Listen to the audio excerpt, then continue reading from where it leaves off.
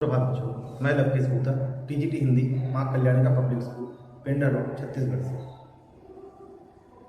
कभी कभी सुबह जब हम उठते हैं या शाम को, जब सूरज निकलने का वक्त होता है या कभी शाम को, अक्सर गांव में या कभी कभी शहरों में भी हम कुछ गीत सुनते हैं।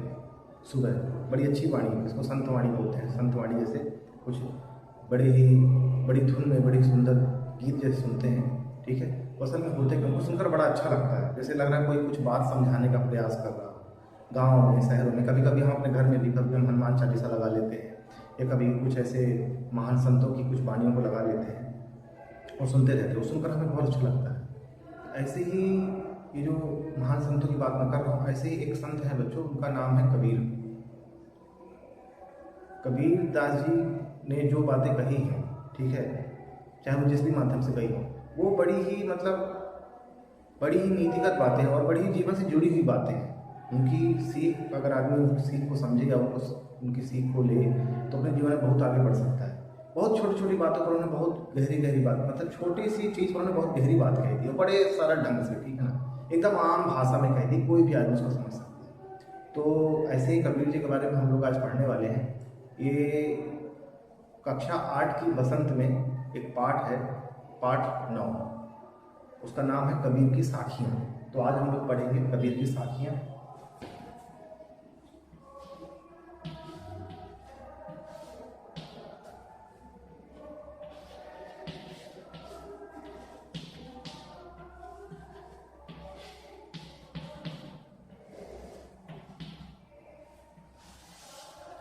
कबीर की साखियाँ, और ये कही गई तो कबीरदास जी द्वारा है, लेकिन इन वाणियों को संकलित किसने किया है, ठीक है ना, इसके बारे में भी आपको बताऊंगा। लेकिन ये जो हमारे चैप्टर में लगा हुआ है, इसको एक साहित्यकार हैं वियोगी हरि, ठीक है, उन्होंने इसको संपादित किया है और उस किताब का नाम है संत सुधा सार। संत सुधा सार।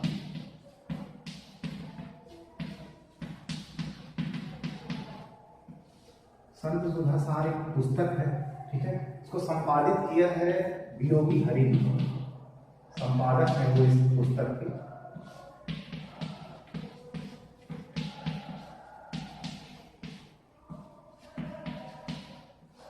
वियोगी हरि जी जो है, उन्होंने संपादित किया है इस पुस्तक को। इसी पुस्तक से ये साखियों को लिया गया है। कुछ 4-5 साखियां लगी हुई है, ठीक है ना। तो थोड़ा सा हम लोग बात करते हैं साखियों में। साखियां है क्या, देखिए,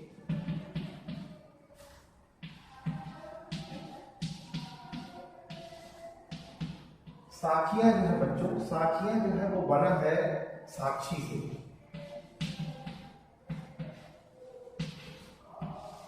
और साक्षी का मतलब है प्रत्यक्ष। और प्रत्यक्ष को आप कह सकते हैं सामने।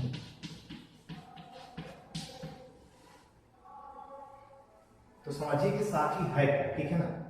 साखी का मतलब होता है जो कबीरदास जी ने अपने सामने साक्षात रूप में, जो प्रत्यक्ष रूप में जो देखा, जीवन में जो घटित हो रहा था उस जमाने में, ठीक है ना, उसको देखकर उन्होंने जो वर्णित किया, ठीक है, जो कहा, उसी को हमने कहा साखियां, ठीक है ना। आज आप जो दोहे पढ़ते हैं, जैसे रामचरितमानस में या किसी के भी दोहे पढ़ते हैं, उन दोहों का जो विकास है इस साखी से हुआ, ठीक है। ये जो साखियां हैं, इन्हीं साखियों से दोहे का विकास हुआ है। यही साखियां धीरे आगे चल चल के फिर और दोहे का रूप धारण की है, ठीक है। तो हम लोग थोड़ा सा बात करते हैं कबीरदास जी के बारे में, ठीक है। जो कबीरदास जी हैं, पहले तो समझिए कि जो कबीर है, कबीर का मतलब क्या होता है। देखिए, एक विदेशी शब्द है, ठीक है ना, ये उर्दू का शब्द है। कबीर का मतलब होता है बड़ा। कबीर का मतलब होता है बड़ा। और कबीर का उल्टा क्या होता है, कबीर का उल्टा होता है सगीर, ठीक है। कबीर का उल्टा होता है सगीर। सगीर का मतलब होता है छोटा। तो थोड़ी सी बात आप समझ गए होंगे। अब मैं आपको थोड़ा सा कबीरदास जी के बारे में बताऊंगा।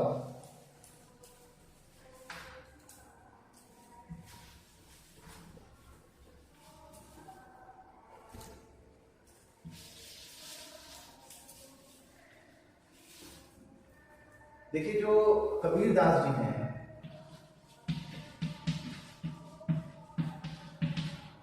कबीरदास जी का जन्म, देखिए कबीरदास जी के जन्म को लेकर के बड़ा संदेह है, बड़ा विवाद है विद्वानों में, कोई कब कहता है कोई कब कहता है, लेकिन एक मान्य समय दिया गया है। कई विद्वानों ने जो मान लिया है वो मैं आपको बता रहा हूँ। 1398 ईस्वी से 1518 ये कबीरदास जी का जन्म है, ठीक है ना। ये समय जो है, इस समय के बीच में कबीरदास जी रहे हैं।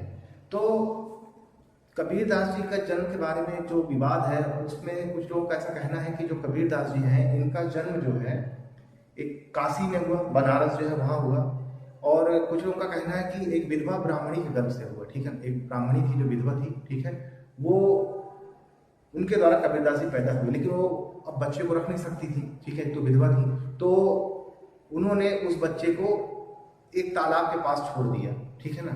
लहर तारा एक तालाब है, लहर तारा तालाब के किनारे वो, ठीक है, नवजात कबीरदास जी को छोड़कर चली जाती है।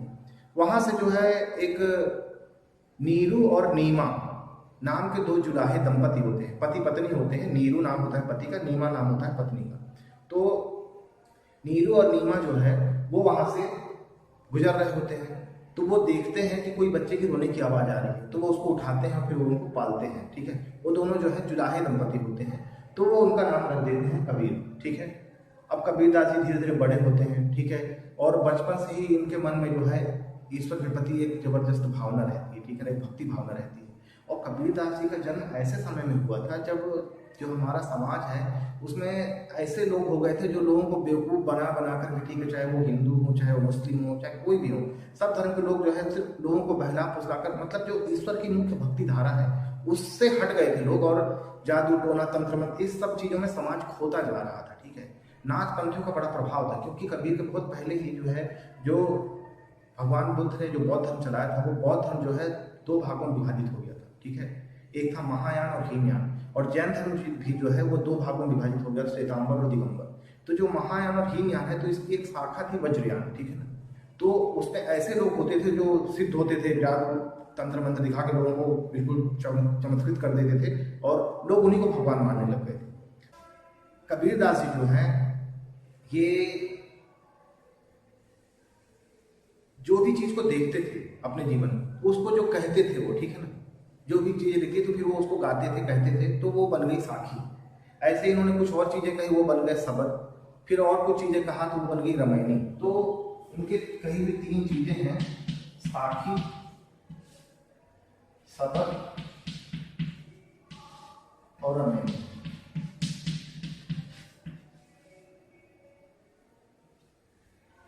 ये जो साखी सबर रामायणी है, इनके एक शिष्य थे कबीरदास जी, उनका नाम था धर्मदास। उन्होंने इन तीनों को संकलित किया और एक पुस्तक बनाई, उसका नाम हुआ बीजक। बीजक में ये तीनों चीजें हैं। और जो गुरु ग्रंथ साहब है उसमें भी कबीरदास जी की बहुत सारी वाणियां संकलित हैं। कबीरदास जी जो वचन कहते थे वो जो गुरु ग्रंथ साहब है सिखों का, ठीक है, उसमें भी कबीरदास जी की वाणियां संकलित हैं।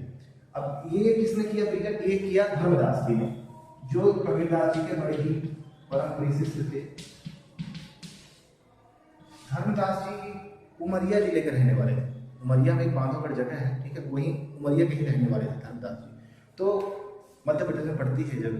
तो धर्मदास जी ने बीजक में वाणियों को संकलित किया, और जो कबीरदास जी हैं, ठीक है ना, कबीरदास जी जो भी बातें कहते थे वो बड़ी ही मतलब ज्ञान की बातें कहा करते थे।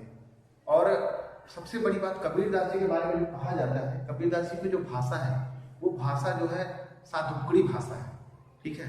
ये कहते हैं कौन? ये आचार्य रामचंद्र को कहते हैं। और एक श्याम सुंदर दास जी है, वो कहते हैं कि कबीरदास जी को भाषा है, कबीरदास जी की जो भाषा है वो पंचमेल खिचड़ी, उसमें कई तरह की भाषाओं का मिश्रण है उसमें। और डॉक्टर हजारी प्रसाद द्विवेदी तो इनको वाणी का डिक्टेटर कहते हैं, कि वाणी के डिक्टेटर हैं, किस कई तरह की भाषाओं का इस्तेमाल कर लेते हैं। तो कबीरदास जी ने अपने समय में होने वाली जो कुप्रथाएं हैं उन सब चीज़ों बड़ा कटाक्ष किया है, बहुत ही कड़ा प्रहार किया है अपनी वाणियों के माध्यम से। और कबीरदास जी की जो सबसे बड़ी विशेषता ये है कि अस्वीकार का साहस है इनके अंदर। चाहे राजा हो, चाहे कितना भी बड़ा व्यक्ति हो, कोई चीज़ गलत है तो इसको मुंह पर बोल देते थे, डरते नहीं थे, निडर थे एकदम, ठीक है, संत थे। तो आज ऐसे कबीरदास जी की हम वाणियों को पढ़ेंगे, ठीक है।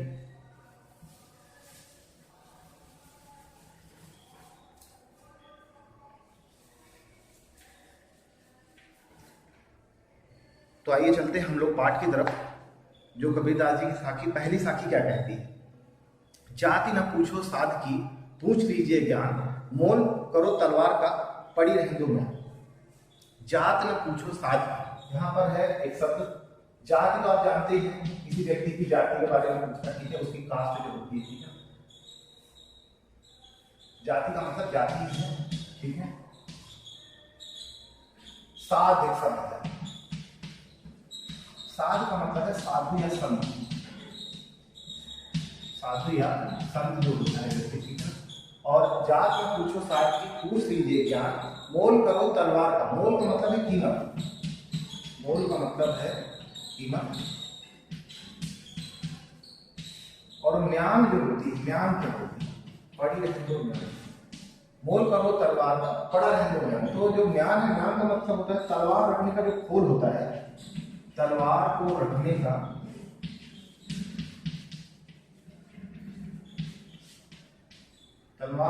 जो खोल है, या हम उसको कोस बोल सकते हैं। लोग तलवार निकालते हैं, फिर तलवार को उसके अंदर रख लेते हैं, वो जो खोल है उसको हम बोलते हैं म्यान। तो कबीरदास जी कहते हैं कि जो साधु व्यक्ति होता है, जो सज्जन व्यक्ति होता है, जो संत व्यक्ति होता है, उसकी जाति नहीं पूछनी चाहिए, क्योंकि साधु कोई भी व्यक्ति बन सकता है। अक्सर लोग क्या पूछते थे उस समय में, ऐसा देखा होगा उन्होंने, अच्छा अच्छा आप साधु हैं, किस जाति के हैं, किस धर्म को मानने वाले हैं, ठीक है, तभी आप साधु माने जाएंगे। तो ऐसा नहीं है। वो कहते हैं कि जो साधु व्यक्ति होता है, जो संत व्यक्ति होता है, उसकी जाति नहीं पूछनी चाहिए, बल्कि उसके ज्ञान को पूछिए, आप उसको क्या जानकारी है, ठीक है, वो आप उससे लीजिए, ताकि आपके जीवन में वो काम आ सके। जैसे मोल करो तलवार का, पड़ी रहने दो म्यान। जैसे कि जो तलवार होती है उसकी कीमत होती है, उसके जो म्यान हो जिसमें वो रखा जाए उसकी कीमत नहीं होती है। भाई तलवार की ना कीमत होगी, तलवार बिकेगी, म्यान थोड़ी बिकती, म्यान तो उसके साथ मुफ्त में आती है, ठीक है। तो कहने का मतलब है, ये कह रहे हैं कि जो सज्जन व्यक्ति होता है, जो साधु व्यक्ति, जो संत व्यक्ति होता है, हमें उसकी जाति नहीं पूछनी चाहिए, बल्कि उससे कुछ ज्ञान प्राप्त करना चाहिए। दूसरी उनकी साखी देखिए, आवत गारी एक है, उल्टत होई अनेक। ये कहते हैं कि जो गाली होती है, गाली का मतलब है अपशब्द। गाली एक शब्द आया यहाँ पर, गाली, गाली का मतलब होता है अपशब्द, या उसको आप गाली भी कह सकते हैं, ठीक है। आवत गाली एक है, उल्टत, उल्टत का मतलब क्या होता है? उल्टत का मतलब होता है पलटना। और आप अगर साखी के संदर्भ में देखेंगे तो जवाब देंगे, ठीक है, जवाब देंगे। तो कहते हैं कि आवत गारी एक है, उल्टत हुई अनेक, कह कबीर नहीं उल्टी है, वही एक की एक। मतलब कि अगर आपको कोई अपशब्द कहता है, कबीरदास जी कह रहे हैं, बेहतरीन बात कह रहे हैं, अगर आपको कोई अपशब्द कहता है, कोई गाली देता है, तो आप उसको उलटिए मत, आप उसका जवाब मत दीजिए, आप भी उसी तरह से उसको अपशब्द मत कहिए। अगर आप कहेंगे तो क्या होगा, वो एक कहेगा, फिर आप कहेंगे, फिर वो कहेगा, फिर तो एक चीज जो है एक से अनेक हो जाएगी। आवत गारी एक है, उल्टत हुई अनेक, अनेक माने बहुत सारी, फिर वो बहुत सारी हो जाएगी। आप कुछ बोलेंगे, फिर वो कुछ बोलेगा, फिर कुछ बोलेंगे, तो ऐसे करके वो बहुत सारा अपशब्द बहुत सारे हो जाएंगे, ठीक है ना। कह कबीर नहीं उल्टी है, वही एक की है। कबीरदास जी कहते हैं कि जब आपको कोई अपशब्द कहे तो आप उसका जवाब नहीं दें,